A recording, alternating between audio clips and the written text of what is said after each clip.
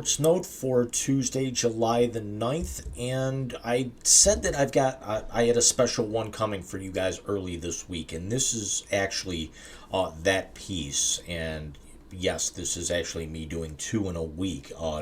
Don't adjust your Chromebooks here at this particular point, but the Seattle Kraken, since coming into the league at the start of the 2021-2022 season, have really kind of made a lot of firsts. They were the fastest team in the post expansion era in the NHL, meaning 1967 to present, to make a Stanley Cup playoff, and they were also the youngest team at just their second season to win a playoff series, and that was over the Colorado Avalanche, and they were also the first team ever to win their first playoff series over a defending Stanley Cup champion.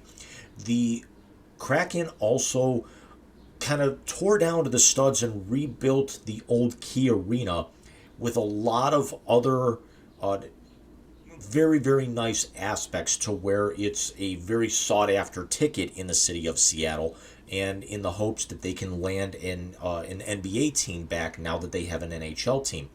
So the Kraken don't have just one Jumbotron hanging over the center of the arena. It's kind of split into two, where they actually put it on both sides of the arena. So essentially it's kind of over the goals, or where the baskets would be, at both ends of the arena, which actually would improve the sight lines for all fans, especially those fans down closer on the floor that kind of wanted to look up.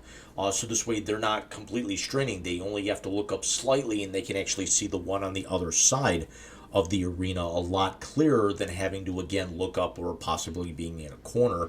But the Kraken also have the first African American play-by-play announcer on their radio broadcasts in Everett Fitzhugh, who had the same position with the ECHL's Cincinnati Cyclones prior to coming into Seattle a few years ago.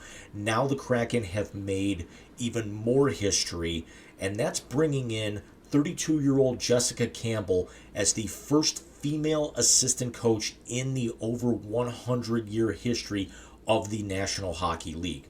Campbell was also last year, and well, actually I should say the past 2 years, was an assistant coach for the Coachella Valley Firebirds, which was the AHL affiliate for the Kraken. Now the Firebirds made the Calder Cup Finals, which is the AHL's championship series, both of those seasons under then head coach Dan Bylsma. And I say then head coach because Bylsma is now the head coach of the Seattle Kraken.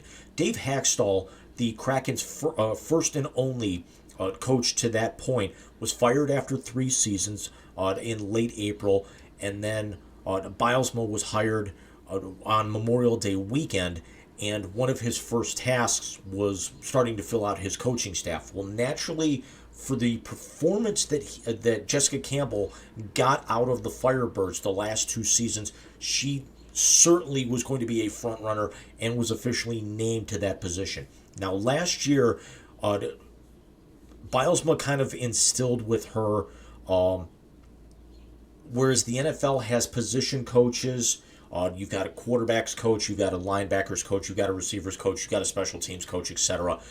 Jessica Campbell was in charge of the forwards for the Firebirds, and also was in charge of the power play. Now, the power play unit was in the middle of the road in the AHL out of their 32 teams, 31 teams, I want to say, at just under 15%. I want to say it was like 14.8, which put them around 14th.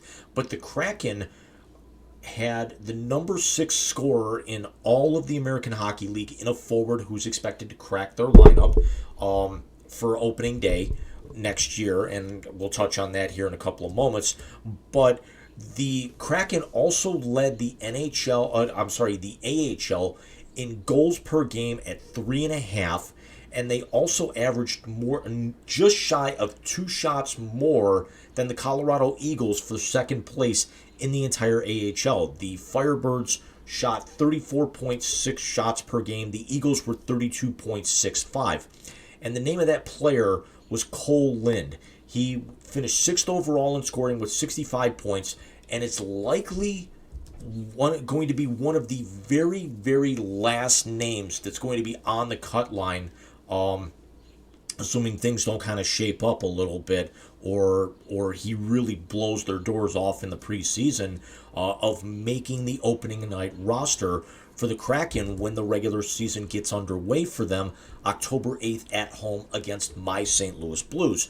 Now, keep in mind, that game is going to be nationally televised, and it's going to be a 4:30 start, which means I will be leaving work very early that day because I want to say it's the Blues season opener as well. So that game is going to be on ESPN and ESPN Plus. And I'm not sure if the Campbell announcement had anything to do with it, but that was certainly going to be a nationally televised game either way. The fact that it's a Tuesday is a little strange for me, that it's going to be middle of the afternoon like that, considering they'll actually have President's Day where a lot of games will be contested as matinees that day, certainly all the New York games. But a lot of people are starting to say, well, does Campbell really kind of deserve this opportunity? Just look at her resume. Her resume, I've actually heard ESPN say it's longer than a CVS receipt. It's longer than her playing stick when she played as a forward at Cornell University, where she was a standout for 4 years.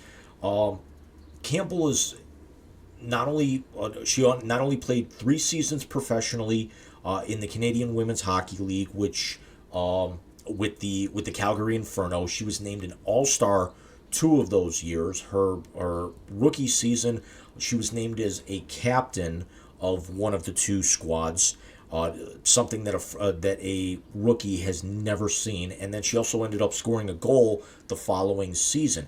Now, the CWHL folded after the 2019 season, but it was part of the framework that they had that now is why we had the Premier Women's League in Canada, which is now morphed into the PWHL, the Professional Women's Hockey League, that just completed their inaugural season, and a very successful inaugural season just a few weeks ago as well.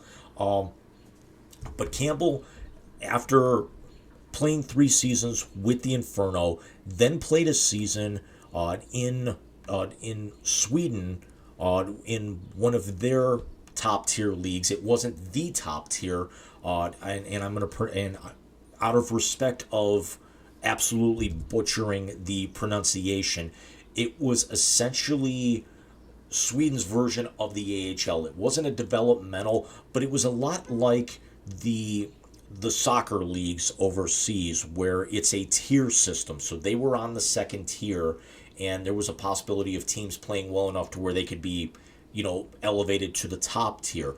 So she played a season over there, and then kind of transitioned herself into coaching. She became the first woman in history to be an assistant coach for a men's national team when she was a member of Team Germany at the 2022 IIHF World Championships, where Team Germany finished in 7th place. They advanced to the quarterfinals that year, and then the following season was actually named under Dan Bilesma's staff as the inaugural coach of the Coachella Valley Firebirds, again the AHL affiliate of the Seattle Kraken. The Firebirds go to the Calder Cup Finals both years, lose in overtime in Game 7 last year, and this most recent year lost in Game 6. So very, very successful. So when Bilesma comes up, again, naturally it's an idea that he's going to be taking Campbell with him, and not just out of principle and trying to make history, because that's never been something Dan Bilesma's been about. Bilesma, even though I hated the hell out of him when he was in Pittsburgh for the first 5 seasons of his coaching career, the fact that they went to the playoffs all 5 years, won a Stanley Cup in his first year, me being a Clevelander, naturally I'm going to hate Pittsburgh, but he also was the head coach of my Buffalo Sabres for 2 seasons, and was unfortunately fired after that period, where they started going in the route of Ralph Kruger and Don Granato, and just have never found the right fit. And hopefully that's going to be the case now, to be able to break their long playoff drought. So Campbell absolutely deserves this honor. Keep in mind that when she was at Cornell, she played on a Frozen Four team in her freshman season. Now they lost to Boston University in the national semifinals, and then the Terriers ended up losing to national championship. In the national championship game to Wisconsin, and two of the players on that Wisconsin team, that's how loaded this tournament was, were Hillary Knight and Megan Dugan. Knight and Dugan played on 3 Team USA women's national teams in Olympics, winning a gold medal. And I want to say Knight played on a 4th, and they won silver the rest of those times. So in her 63 career games in the CWHL, she tallied 21 goals and 29 assists for 50 points. And then she also founded JC Power Skating in 2017, after her professional career in Canada came to an end, and before she had actually gone and played in Sweden. And some of her clientele were pretty high profile. One of her clients was current Carolina Hurricane Tyson Jost, current Los Angeles Kings defenseman and 2019 Stanley Cup champion with my Blues Joel Edmondson, and Natalie Spooner, who just finished up with PWHL Toronto, and all of those teams will actually be kind of getting their logo, nicknames, and identities at, I want to say sometime this summer. They're talking about kind of like what's going on with the Utah Hockey Club after moving from Arizona. Now, for any one of you out there that thinks Jessica Campbell has not earned this, your arguments have absolutely no water. This is a woman who also played beside and current Hockey Hall of Famer Haley Wickenheiser. Haley Wickenheiser won multiple gold medals as one of the key members of Team Canada's women's team in Olympics and World Championships. She is also the assistant general manager of the Toronto Maple Leafs. So if anyone is saying that a woman cannot earn a place in the greatest men's league on the planet because of their hockey acumen, you can shut the hell up and you can get the hell out. So go ahead and click off this video right now. Jessica Campbell is one of the smartest women smartest women coaches and former players of everywhere she's really been. Look at the progression of some of the Firebirds from last season, and the fact that a lot of those players are going to suit up for the Kraken at some point this year. And Bilesma, watch how much better that team is going to be this year after taking a slide back last year. Now, granted, it might have been the playoff hangover and the overachievement from the summer of 2022. Bouncing out the defending champions, and then getting bounced by Dallas in the second round in a series that they easily could have won as well, because I can't remember, that series might have gone 7. And then Dallas, I think, ended up losing in the Western Conference Finals that season.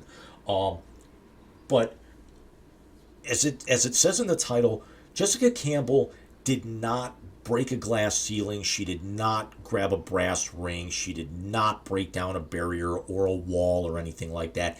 Jessica Campbell has earned this position. If you think anything other than that, go ask Becky Hammon. What was she doing on Greg Popovich's staff all those years in San Antonio? What was she doing winning multiple WNBA championships with the Las Vegas Aces after getting a serious look and an interview with the Spurs to possibly be Greg Popovich's replacement when he eventually steps aside. And I wouldn't be the least bit surprised if she also did get an interview when Popovich eventually does retire in the next couple of years. Wickenheiser with the Blues. The Cleveland Browns have a position coach who is female on their staff. There was, I could be mistaken here, but I believe there was one on staff of the San Francisco 49ers when they went to the Super Bowl a few years ago and lost to Kansas City. Not this, it may not have been this past season, might have been the first time the Chiefs and the Niners went head to head. Again, please don't quote me on that in terms of the year, but I want to say it was true, and if I'm wrong, somebody again, please comment and let me know. Maybe I'll actually put up an edit and a fix with this. So, congratulations to Jessica Campbell for getting the opportunity to jump up to the primary league. I'm not going to congratulate her for breaking all these barriers and making whatever type of argument. I have no problem saying I am woke. I have no problem saying that if she is qualified enough, a woman should be there. I have no problem saying that we need to actually start not thinking about male versus female. Unfortunately, we're not going to see something where you're going to see the women playing with the men really in any sport. It's just not going to happen for the way that their physical attributes differ. But in terms of coaching, being a general manager, being a team owner, being a team president, we've seen this before. Kim Pegula is co-owner of the Buffalo Sabres and is relative and is fairly involved with a lot of their hockey operations, even though her husband Terry seems to be clueless half the time and puts a lot more of his interest into the Buffalo Bills. But we've seen this before in sports, and I'm not going to bring up toxic female owners in the past, like at Georgia Frontier with the St. Louis Rams, or certainly not Marge Schott with the Cincinnati Reds. But again, it's a lot of the time it's about getting the right fit, and I have no problem thinking of just how much better their power play unit, their forwards, and Seattle's got a lot of good young forwards, are going to be this season under Dan Bilesma, and kudos to the Kraken for taking yet another chance, and watch how much better this is going to be. So let me know what you guys think. Let me know what you guys also think of the new look, the new graphics, the new intro, the new kind of layout and graphics on the blog. I'd love to actually hear your feedback. Mike and I are actually off on the Wise Guys for the next couple of weeks. We both have some personal things and some events that we've got to take care of the next couple of weekends. I will be back with you guys here very, very soon, and the Wise Guys will be back with you at the end of July. Take care.